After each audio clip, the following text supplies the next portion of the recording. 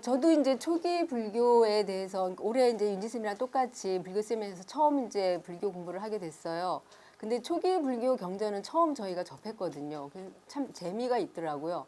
그래서 굉장히 많은 얘기가 중복이 되고 또 이제 초기 불교에서 붓다가 하고 있는 그 초점이나 이런 것들이 아주 분명하고 이러기 때문에 제 얘기에서도 많은 부분이 포함되어 있을 것 같아요. 그래서 이제 저도 계속 붓다가 이제 그 몸에 대해서 깨달음을 얻었죠. 통찰을. 그 통찰을 한 게 저한테는 굉장히 새로웠고 또 그것을 윤회와 연결시켜서 붓다가 얘기한 거. 그것이 굉장히 새로웠어요. 그래서 지금 그 윤지쌤은 이제 감각적 쾌락과 연결시켜서 이제 윤회를 얘기했고 저도 그거에 포함이 되지만 어쨌든 그거 몸과 윤회 이거를 어떻게 이제 그 붓다가 얘기를 하고 있나 그리고 그러면 그 윤회에서 벗어나기 위해서 우리는 어떻게 하란 소린가 이제 이런 얘기를 아주 간단히 말씀드리고자 합니다. 그래서 이제 제 주제는 아마 윤회의 종식은 아까도 잠깐 언급이 됐지만 이제 알무로부터 무지로부터 벗어나는 거가 된다는 게 초점이긴 한데요. 불교에서 말하는 거 선생님들 뭐 여기 대부분 알고 계실 것 같은데 고집멸도는 아시죠? 고집멸도가 무슨 뜻인지는. 그래서 이제 고는 고통이 있다, 괴로움이 있다. 그다음에 저기 집은 그 고통의 원인이 있다. 멸은 그 고통을 멸할 수 있다. 그리고 도는 그 고통을 멸하는 길이 있다라는 고집멸도 이제 그 불교의 대표적인 그 용어인데 그래서 그 전제가 고부터 시작해요. 그러니까 괴로움이 있다라는 것부터 시작을 하거든요. 우리가 존재와 삶이 괴로움이다. 근데 나는 너무 즐거워 전혀 이 괴롭지 않아 이러면 정말 이게 불교랑 참 만나기가 힘들 수도 있을 것 같은 생각은 들어요. 그래서 젊은 사람보다는 나이 든 사람들이 더 이렇게 불교에 끌리는 이유가 그런 것도 있지 않을까라는 생각을 좀 해봤는데요. 저는 이제 붓다도 이 고라는 거 여기에서 전제를 했는데 아까 윤지쌤이 그랬잖아요. 이 그 붓다가 한 나라의 왕자면서 그러면서 온갖 쾌락에 그러니까 여름 궁전, 겨울 궁전 그 온갖 그 궁전에서의 그 쾌락을 누리고 부귀영화를 누릴 수 있는 자리였고 부러울 건 없는 자리였는데 출가를 했어요. 아까 윤지쌤도 물었는데 왜 출가를 했을까요? 정말 정말 궁금하지 않아요? 실제로 우리 주변에서 보면 그런 위치에 있는 사람이 다 버리고 떠난다는 건 정말 힘들잖아요. 그러면은 붓다니까 뭐 특별하잖아요. 붓다니까 떠난 거죠. 근데 저는 제 개인적인 생각은 두려움 때문이었다고 생각해요. 붓다 내에 있는 두려움, 무지로부터 오는 두려움이 아니었을까. 그래서 법구경에 보면 이런 얘기가 나오거든요. 그 이제 그 절에 기도하러 많은 사람들이 왔어요. 대부분 세속적인 욕망을 이제 좀 이뤄달라는 기도였어요. 뭐 남편 때문에, 자식 때문에, 뭐 아니면 뭐 복을 좀 받게 해달라고 막 이제 기도를 하러 왔는데 그 말을 듣고 이제 붓다가 그런 말을 해요. 사람들은 태어나고 늙고 병들고 죽어가는 게 그 소치는 사람이 소몰이 막대로 막 쫓는 것과 같다.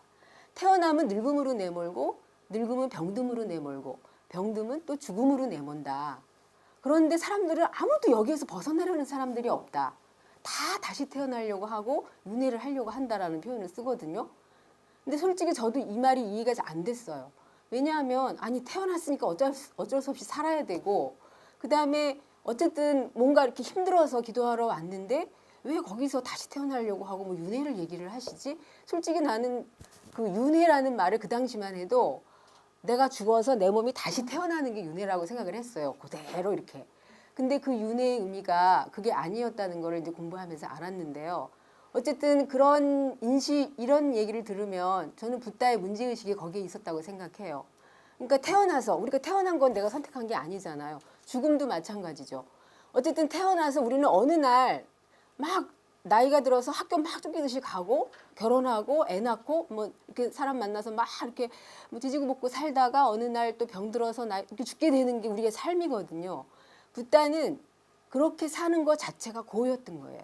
그게 뭐냐면 우리가 내가 왜 사는지 왜 죽는지 모르고 그냥 쫓기듯이 살다가 막 쫓기듯이 정말 소머리치는 막대로 몰리듯이 살다가 어느 날 도끼로 자르듯이 목숨을 끝낸다라고 표현을 하거든요.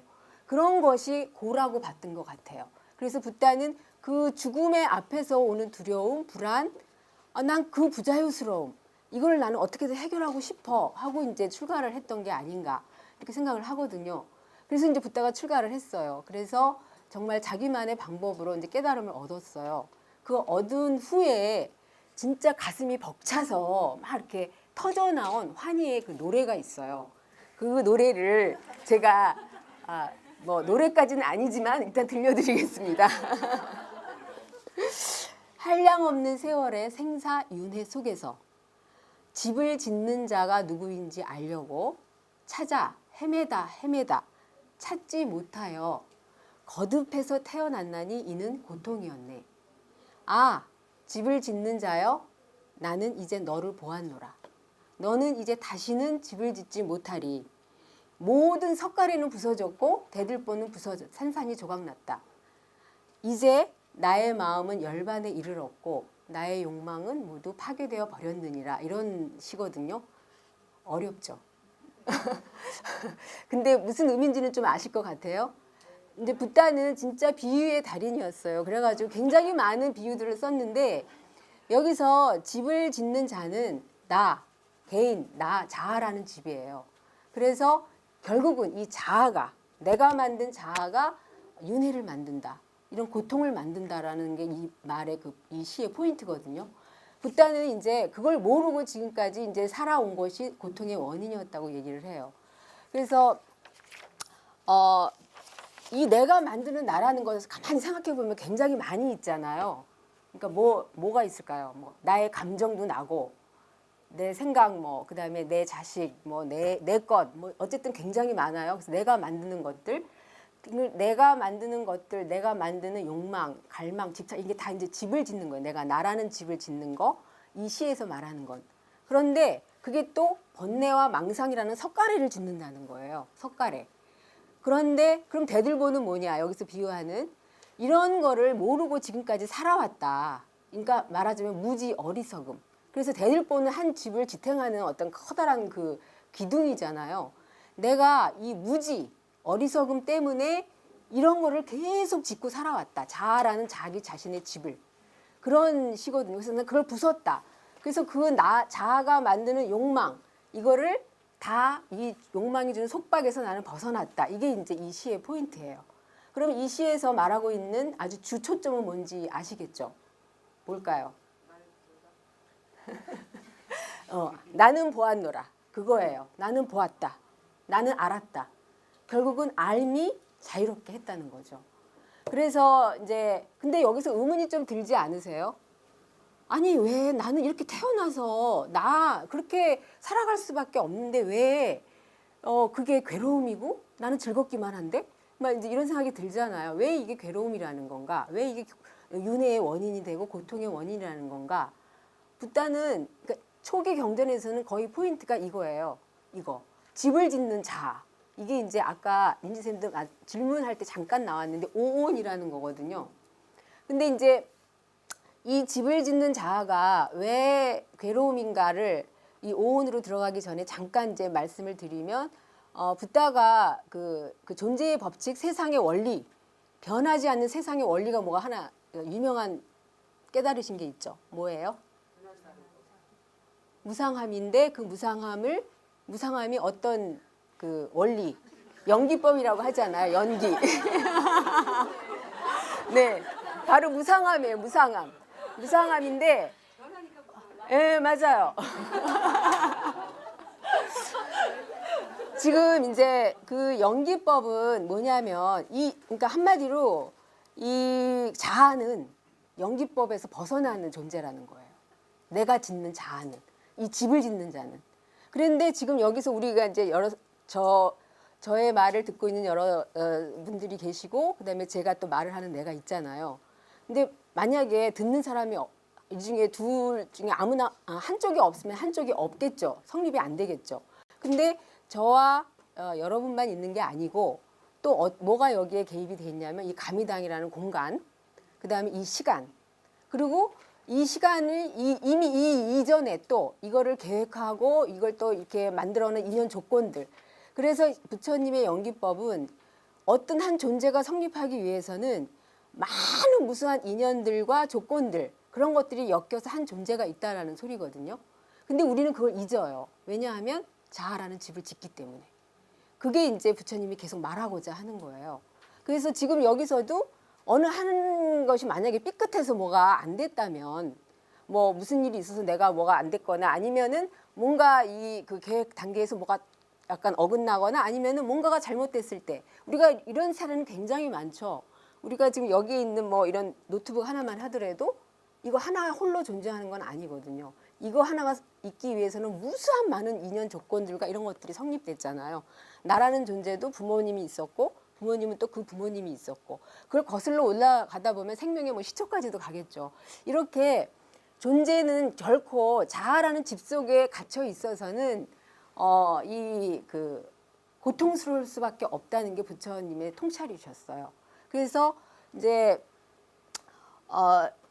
근데 이제 이렇게 하는 거는 우리가 태어난 존재의 조건이에요. 아까 얘기한 오는 뭐냐면 5가지, 오는 5가지란 뜻이고 오는 덩어리 다발이란 뜻이거든요. 그래서 오는 5가지 다발, 5가지 존재의 다발인데 더 풀면 5가지 존재의 집착 다발이라고 풀어요. 왜냐하면 이제 그 감각기관으로 아까 얘기한 아니비설신 의는 정말 우리가 갖고 태어나서 세상과 만나는 그 진짜 그거 없이는 살아갈 수 없는 거잖아요. 그래서 우리가 진짜 보고 듣고 냄새 맡고 그리고 맛보고 뭐 그리고 생각하고 그러면서 이제 그 세상을 인식하거든요. 근데 문제는 이 세상의 인식이 너무나 제멋대로라는 거죠. 자아가 짓는 집처럼. 선생님들 이런 사례는 얼마든지 있어요. 그러니까 우리가 똑같이 하나를 봤는데 어떤 사람이랑 같이 얘기를 했어요. 근데 나중에 이제 둘이 기억을 물어보면 다 다르게 기억을 하는 경우가 너무 많잖아요. 저 사람이 분명히 빨간 옷을 입었는데 뭐 분홍 옷으로 기억한다든가 아니면 오히려 더 다른 옷으로 기억한다든가 아니면 똑같은 말을 했는데 다 자기가 듣고 싶은 대로 듣고 그다음에 정말 이 그 아예 똑같이 봤는데 어떤 사람은 봤다는 것도 생각을 못 해요.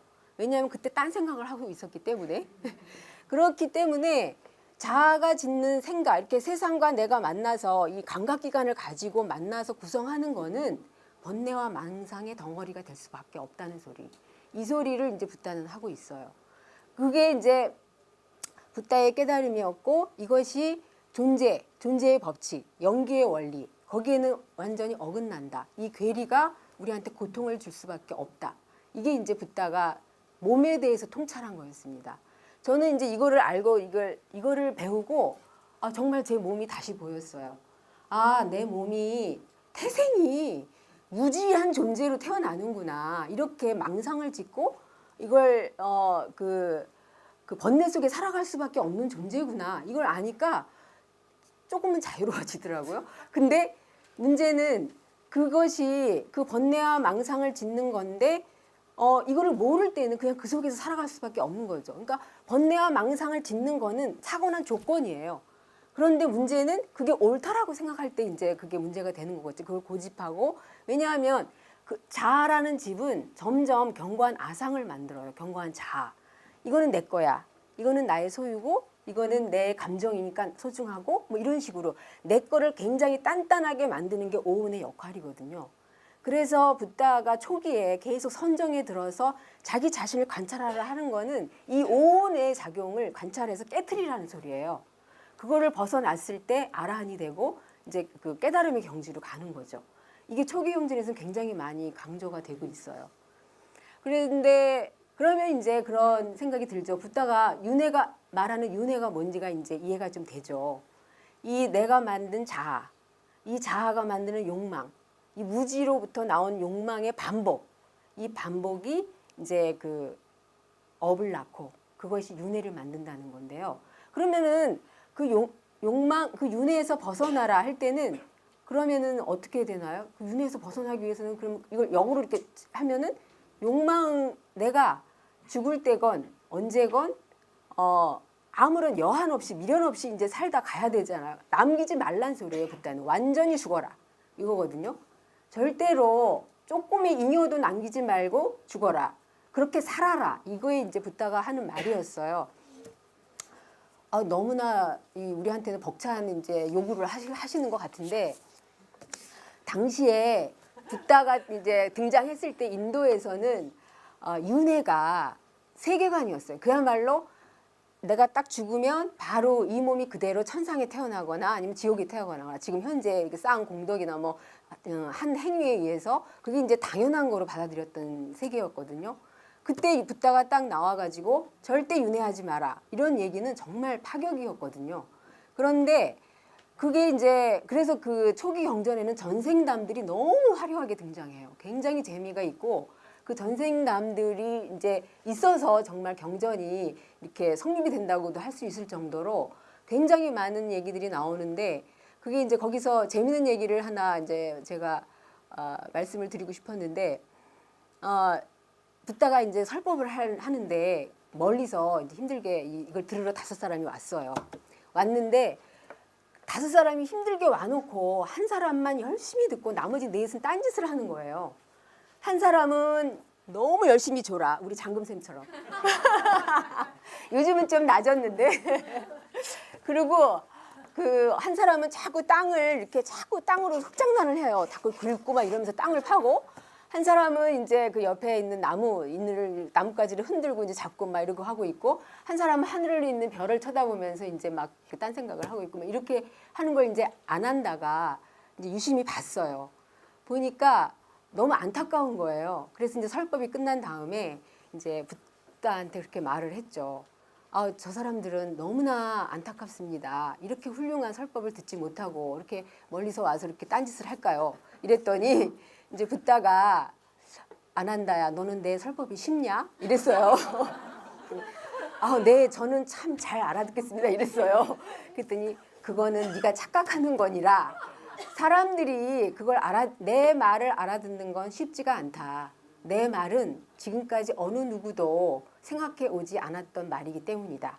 그런데 저 사람들이 더 알아듣지 못하고 딴짓을 하는 거는 그 열심히 졸던 그 사람은 전생 500생 동안 진짜 뱀으로 또아리 틀고 있는 뱀으로 잠을 자던 그 전생을 가지고 있다. 그리고 땅을 이렇게 막 파고 있던 사람은 전생의 지렁이였고 이 나뭇가지를 자꾸 잡고 있던 사람은 이제 원숭이처럼 이 나무에서 저 나무를 이렇게 옮겨 뛰던 이제 그런 사람이었고 하늘을 쳐다보는 사람은 뭐였을까요? 하늘의 별을 쳐다보는 사람은 이제 별을 보고 점을 치던 이제 천문학자였어요. 그리고 유일하게 이제 그 열심히 듣던 사람은 그 인도에서 그 베다 경전이라고 이제 그 유명한 베다 경전을 읽고 공부하던 사람이었다고 그래요. 그런 얘기를 이제 붓다가 해주면서 훈습이란 말을 하거든요. 훈습이 뭐냐면 너무나 오랫동안 쌓여온 반복된 자기 습관. 이것이 이제 그 지금 현생에 우리가 지금 하고 있는 이런 습성을 낳았다는 거죠. 그러니까 여러 선생님들도 이제 이걸 보면 내가 지금 계속 반복해서 뭘 생각하고 있고 뭘 하고 있다 하면 이 생각을 하면 될 것 같아요. 내가 전생에 뭐였을까 한번 생각해 보면 조금 재미있지 않을까. 저는 이걸 보고 문득 떠오른 게 있었는데요. 제가 언젠가 세상에 이런 일이 그 TV에서 하는 걸 봤는데 거기에 어떤 사람이 돼지고기 있잖아요. 돼지고기를 날로 본 사람도 있으신가 모르겠네요. 돼지고기를 날로 매일 먹지 않으면 안 되는 사람이 있더라고요. 나 그거 보고 너무 충격을 받아. 근데 그게 조금만 먹는 게 아니라 삼시세끼를 다 먹어야 되는 거예요. 그것도 날로 굉장히 많이 먹어요. 그런데 그거를 어떻게 설명을 해야 될까요? 나는 그걸 보고 갑자기 그 책을 보는데 그 장면이 딱 떠올랐어요. 그래가지고 그러면 그 사람은 전생에 뭐였을까라는 생각이 좀 들더라고요. 근데 이제 그 전생까지 가지 않아도 지금 우리가 여기에서 지금 굉장히 많은 윤회를 반복하고 있잖아요. 사실은 지금 이제 자기가 하는 말도 어떻게 보면 내가 하는 말은 거의 비슷한 말을 계속 쓰고 생각도 비슷한 생각을 하고 똑같은 생각하고 사람 대할 때도 마찬가지고 가미당에서는 제일 괴로운 윤회가 뭐죠? 똑같은 글쓰기죠. 맨날 혼나면서도 이제 똑같은 글쓰기를 하잖아요, 우리가. 그래가지고 안 깨지는 거. 그래가지고 이 윤회는 정말 지금 이 순간에도 반복되고 있는 게 윤회이고, 그리고 붓다는 이런 것이 우리가 정말 붓다가 깨달은 연계의 원리, 존재의 원리에서 어긋난다. 이거는 자아라는 것이 만들어낸 깨야만 할, 우리가 무지의 조건으로 태어났지만 우리의 또 하나의 조건은 뭐냐면 무지의 존재로 태어난 것 때문에 무지에서 벗어난 것도 우리가 안고 가야 될 숙명인 거예요. 여기서만 꼭 벗어나야만 우리가 자유로운 존재가 되는 거죠. 그래서 붓다는 이제 그렇게 요구를 하는 거예요. 아무리 부귀영화를 누리고 살아도, 아무리 뭐 내가 지금 미천하게 살아도 아무런 차이가 없다는 거죠. 무지로 살아가는 한. 그게 내가 아무리 천수를 누리고 살고 붓다가 거기서 쾌락을 누리고 살았어도 무지 속에 살아가는 한 통찰을 얻은 한 순간에 미치지 못한다. 그래서 계속 반복해서 얘기를 해요. 진리를 깨우치지 못하고 100년을 사는 것보다, 그리고 지혜 한 토를 얻지 못하고 100년을 사는 것보다 지혜 하나를 얻고 진리 속에서 하루를 사는 게 낫다. 이런 말을 계속 초기 경전에서는 반복을 하고 있습니다. 그러면 붓다가 우리한테 뭘 요구하는 걸까요? 이제 붓다가 마지막으로 돌아가시기 전에 한 유훈이 있어요. 모든 것은 변한다. 아까 얘기했듯이 변한다는 뜻이잖아요. 무상하다. 이 무상함의 원리가 아까 얘기한 찰나찰나 그 조건이 변하는데 우리는 붙들려고 하는 거, 자아를 붙들려고 하는 게 이게 찰나찰나 조건에 우리가 못 따라가는 거잖아요.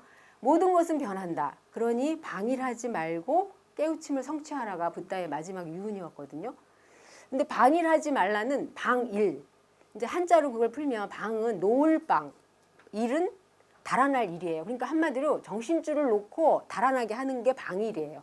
그러면 방일하지 말라는 정신줄 차리고 살라는 소리죠. 쉽게 얘기하면. 그런데 사실은 이게 단순히 이렇게 정신줄 차리고 살아 이게 아니라 초기 경전에서는 이거는 아주 매 순간 자기 자신을 관찰하면서 마음을 집중하고 새기는 어떻게 보면 명상의 수준이에요. 굉장히 높은 그런 건데 우리한테는 그게 굉장히 어렵죠. 일상을 살아갈 때는. 그래서 이거를 어떻게 붓다가 다시 우리한테 얘기를 해주냐면 개성으로 이렇게 얘기를 해요. 항상 깨어있고 밤낮으로 배움을 익혀라. 그러면서 열반을 지향하면 번뇌가 없어지리라. 이런 얘기를 하거든요. 그게 뭐냐면 항상 깨어있다는 게 곧 그걸 얘기를 하고요. 밤낮으로 배움을 익혀라. 이게 결국은 무지에서부터 벗어나라. 이런 소리고 열반을 지향한다는 건 죽으란 소리가 아니고 열반을 죽으란 소리를 아는 사람들이 있더라고요. 근데 그게 아니라 열반은 탐진치의 소멸이죠. 그래서 내 자아가 만드는 탐욕과 어떤 욕망 그리고 어떤 어리석음 이걸 깨치는 게 윤회에서 벗어나는 길이다라는 거를 이제 붓다는 얘기를 하고 있어요. 말하자면 우리가 배움을 익히고 알므로부터 그거를 항상 깨어있는 마음으로 그리고 밤낮으로 배우려고 하면서 자기 자신의 통찰, 자기 자신에 대해서 세상에 대한 통찰, 지금 여기서 공부를 하고 있는 것도 그런 거잖아요. 그래서 그런 거를 하는 것이 무지로부터 벗어나고 윤회에서 벗어나는 거라고 그것이 바로 다시 태어나지 않고 지금 이 순간을 아주 온전히 오롯이 완벽하게 살아내는 거라고 붓다는 저희한테 요구하고 있는 것 같습니다. 저의 얘기는 여기서 마치겠습니다.